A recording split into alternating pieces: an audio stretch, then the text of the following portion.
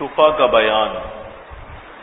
مسئلہ، پڑوس کوئی وقتی اور عارضی چیز نہیں ہوتی بلکہ دائمی چیز ہوتی ہے۔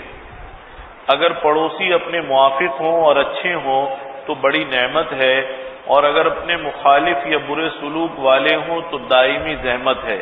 ظاہر ہے جیسا پڑوسی ہوگا انسان کو ویسے ہی اس کے ساتھ گزارا کرنا پڑے گا۔ اچھا پڑوسی ہے تو نعمت ہے، اور اگر برا پڑوسی ہے تو پھر ہر وقت کی زحمت ہے، ہر وقت کی تکلیف ہے۔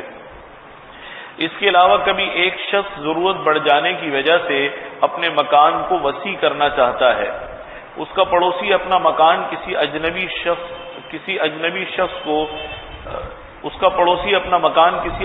شخص کے ہاتھ فروخت کر دیتا ہے۔ یہ 2 دفعہ لکھا ہوا ہے، ایک دفعہ صحیح ایک دفعہ غلط ہے۔ اس کا پڑوسی اپنا مکان کسی اجنبی شخص کے ہاتھ فروخت کر دیتا ہے۔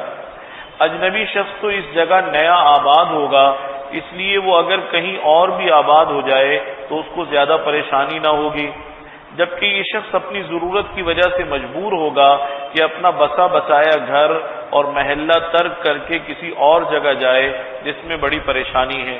یعنی یہ چھوڑ کر جاتا ہے مکان بڑا کرنے کے لیے تو اس کو تکلیف ہے۔ اگر کوئی اور اجنبی یہاں آتا ہے تو اجنبی جیسے یہاں آیا ہے وہ کہیں اور بھی جا سکتا تھا۔ ان وجوہات سے شریعت نے شریک اور پڑوسی کے لیے حق شفا رکھا ہے کہ وہ چاہے تو قیمت خرید پر خریدار سے وہ جائیداد خود لے لے، اس وجہ سے کہ اس کو بیچارے کو پریشانی نہ ہو۔ شفا کا حق رکھا گیا ہے، اس کو شریعت کی اصطلاح میں حق شفا کہا جاتا ہے۔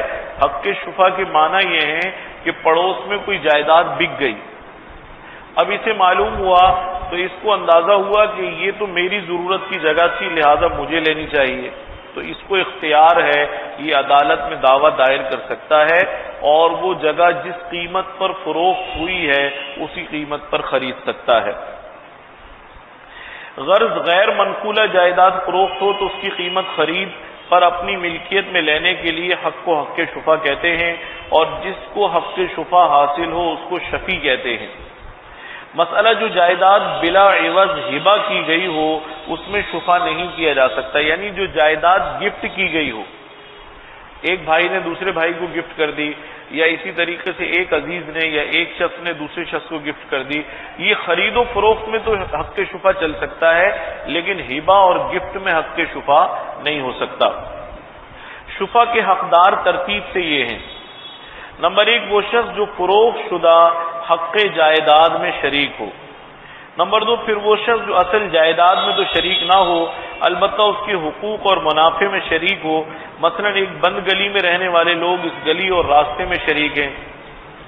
نمبر 3، پھر وہ شخص جو محض پڑوسی ہو اور اس سے مراد وہ شخص ہے جس کے گھر کی پشت فروخت شدہ مکان کی پشت کے ساتھ متصل ہو اور دونوں گھروں کے دروازے مختلف گلیوں میں کھلتے ہوں۔ اگر 2 منزلہ مکان ہو تو اوپر کی منزل ایک کی اور نیچے کی منزل دوسرے کی ہو تو دونوں ایک دوسرے کے پڑوسی ہوں گے، اور ایک کے فروخت کی صورت میں دوسرے کو حق شفا حاصل ہوگا، اوپر نیچے والے کو بھی حاصل ہوگا اور برابر والوں کو بھی حاصل ہوگا۔ اگر 2 پڑوسیوں کے مکان کی ایک دیوار مشترکہ ہو تو دونوں مکان میں شریک سمجھے جائیں گے، یعنی سب سے پہلے انہی کو حق شفا حاصل ہوگا۔ لیکن اگر پڑوسی نے پڑوسی کی دیوار پر اپنے مکان کی کڑی یا شیطین رکھ لیا یا اس کی دیوار پر سلیب لگا لیا اور پڑوسی نے اعتراض نہیں کیا تو اس سے وہ شریک نہیں بنے گا، پڑوسی سمجھا جائے گا۔ مسئلہ ایک ہی طرح کہ اگر متعدد شفیع ہوں، مثلا ایک جائیداد میں 3 شریک ہوں، ایک نے اپنا حصہ فروخت کیا تو باقی 2 کو حق شفا حاصل ہوگا، یعنی ایک جائیداد 3 افراد میں مشترک تھی، ایک نے اپنا حصہ بیچ دیا تو باقی 2 شفا کا دعویٰ دائر کر سکتے ہیں، اور ان کو برابر کا حق حاصل ہوگا، ان کی ملکیتوں کا اعتبار نہیں ہوگا۔ لہذا اگر ایک کا حصہ نصف ہو اور دوسرے کا چوتھائی ہو تو دونوں برابر کے شفیع ہوں گے اور فروخت شدہ حصے میں دونوں کو برابر حصہ ملے گا۔ مسئلہ، اگر شفا کے متعدد حقداروں میں سے ایک حقدار اپنا حق دوسرے کو دے دے تو یہ صحیح نہیں اور اس کا حق ساقط ہو جائے گا۔ مثلا ایک حقدار کہتا ہے میں بھی شفا کر سکتا ہوں لیکن میں نے اپنا حق تمہیں دیا، تو یہ دوسروں کو منتقل ہونے والا حق نہیں ہے، اس سے اس کا حق ختم ہو جائے گا۔ حق شفا استعمال کرنے کا طریقہ، اس کے لیے 3 طلب ہوتی ہیں۔ نمبر 1 فوری طلب، جو ہی شفیع کو علم ہو کہ فلاں شرکت یا پڑوس کی جگہ فروخت ہوئی ہے اسی وقت کہے کہ میں شفع طلب کرتا ہوں۔ یہ بہت نازک مسئلہ ہے۔ اگر حق شفع لینا چاہتا ہے تو جیسے ہی اطلاع ملے کہ تمہارے پڑوس میں جگہ بکی ہے فوراً کہنا ضروری ہے کہ میں شفع کا دعویٰ کروں گا، میں یہ جگہ لینا چاہتا ہوں۔ اگر اس نے فوراً نہ کہا تو اس کا حق ختم ہو جائے گا۔ نمبر 2 طلب برائے پختگی، بائع یا خریدار جس کی قبضے میں کبھی جگہ ہو اس کے پاس جا کر یا خود اس جگہ پر جا کر کہے فلاں نے یہ جگہ خریدی ہے اور میں اس کا شفیع ہوں، میں پہلے بھی شفع طلب کر چکا ہوں، اب بھی شفع طلب کرتا ہوں، اور اس موقع پر گواہ بنا لے۔ یعنی یا تو خریدار کے پاس چلا جائے یا بیچنے والے کے پاس چلا جائے یا جگہ پر جا کر گواہ بنا لے کہ میں یہ جگہ لینا چاہتا ہوں، اس پر شفع کا دعویٰ کرتا ہوں۔ اگر فوری طلب کے وقت گواہ بنا لیے ہوں تو دوسری طلب کی ضرورت نہیں رہتی۔ نمبر 3 عدالت میں طلب، پھر عدالت میں جا کر کہے کہ میں نے یہ جائیداد خریدی ہے اور میں فلاں جائیداد کے سبب سے اس کا شفیع ہوں، لہذا خریدار کو حکم دیا جائے کہ وہ مشبوہ جائیداد میرے حوالے کر دے۔ مسئلہ اگر خریدار شفیع کی عدالت میں جانے سے پہلے خریدی ہوئی جائیداد شفیع کے سپرد کرنے پر راضی ہو جائے تو باہمی طور سے بھی یہ کام ہو سکتا ہے۔ یعنی وہ کہے بھئی عدالت میں جانے کی کیا ضرورت ہے، میں ویسے ہی تمہیں دیتا ہوں، تو اس طرح بھی ہو سکتا ہے۔ شفیع کو عدالت میں جانے کی ضرورت نہیں، اس کی ضرورت اس وقت ہے جب خریدار خریدی ہوئی جائیداد سے دستبردار ہونے پر راضی نہ ہو۔ مسئلہ شفیع کو خبر پہنچی کہ اس قدر قیمت کا مکان بکا ہے، اس نے دستبرداری کر دی، یعنی اسے پتہ چلا یہ مکان 2 کروڑ میں بکا ہے، یعنی اسے غلط خبر دی گئی، دراصل مکان بکا تھا 50 لاکھ میں، تو اب اس نے سنا 2 کروڑ تو بہت زیادہ ہیں، لہذا کہنے لگا ہم شفع نہیں کر سکتے، لیکن بعد میں پتہ چلا کہ کم میں بکا ہے۔ دیکھ لیجئے، پھر معلوم ہوا کہ کم قیمت کا بکا ہے تو اس وقت بھی شفع لے سکتا ہے۔ اسی طرح پہلے سنا تھا کہ فلاں شخص خریدار ہے، پھر سنا کہ نہیں بلکہ دوسرا خریدار ہے، یا پہلے سنا تھا کہ نصف بکا ہے، پھر معلوم ہوا کہ پورا بکا ہے۔ ان صورتوں میں پہلی دستبرداری سے شفع باطل نہ ہوگا۔ جب پہلے خبر غلط ملی، بعد میں خبر صحیح ہو گئی، تو اب یہ دوبارہ سے شفع لے سکتا ہے، اس کو حق حاصل ہے۔ کن صورتوں میں حق شفع باطل ہو جاتا ہے؟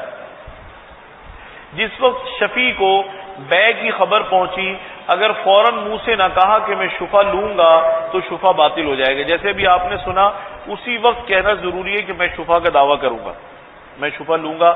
اگر نہیں کہے گا تو اس کا حق ختم ہو جائے گا۔ پھر اس شخص کو دعویٰ کرنا جائز نہیں، حتیٰ کہ اگر شفیع کے پاس خط پہنچا اور اس کے شروع میں یہ خبر لکھی ہے کہ فلاں مکان فروخت ہوا اور اس وقت اس نے زبان سے نہ کہا کہ میں شفع لوں گا، یہاں تک کہ تمام خط پڑھ گیا پھر کہا میں شفع لوں گا، تو اس کا شفع باطل ہو گیا۔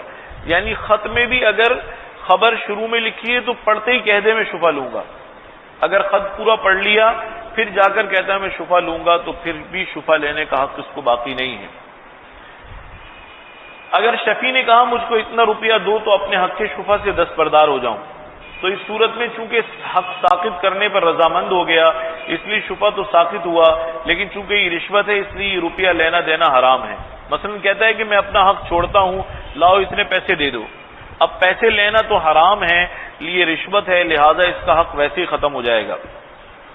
اگر ابھی حاکم نے شفع نہیں دلایا تھا کہ شفیع مر گیا، یعنی جس کو حق کے شفع ملا تھا اس کا بھی انتقال ہو گیا، تو اس کے وارثوں کو شفع نہ پہنچے گا، کیونکہ حق کے شفع فروخت شدہ جائیداد کو اپنی ملکیت میں لینے کا محض حق ہے جو حقدار کی موت کے بعد باقی نہیں رہتا، اور اگر خریدار مر گیا تو شفع باقی رہے گا کیونکہ حقدار تو موجود ہے۔ اگر مالک نے شفیع کی جانب کچھ زمین مثلا گز یا نصف گز زمین چھوڑ کر باقی زمین فروخت کی تو شفیع کو شفع کا حق نہ ہوگا، یعنی اس کی دیوار کے ساتھ جو زمین ہے اس کو چھوڑ دیا اور باقی زمین کو فروخت کر دیا، تو چونکہ یہ جو زمین بکی ہے اس کے ساتھ نہیں مل رہی، گز زمین چھوڑ دی یا زیادہ چھوڑ دی یا کم چھوڑ دی، تو اب یہ حق کے شفع نہیں کر سکتا۔ اگر شفیع جو کہ پڑوسی ہو اس کی جانب کچھ زمین بائع نے خریدنے والے کو خریدنے سے پہلے یا بعد میں ہبہ کر دی اور اس کے قبضے میں دے دی تو شفع نہ ہوگا۔ اگر خریدار نے خریدی ہوئی جائیداد میں کوئی اضافہ کر دیا، مثلا مکان میں ایک کمرے کا اضافہ کر دیا یا زمین پر مکان بنا لیا، درخت لگا لیا، تو شفیع کو اس کو اسی صورت میں لے سکتا ہے جبکہ وہ اضافہ کی گئی چیزوں کی قیمت بھی دے۔ مسئلہ اگر شفیع نے عدالتی طلب میں بلا عذر کے 1 مہینہ یا اس سے زائد کی تاخیر کی تو اس کا حق شفا باطل ہو جائے گا۔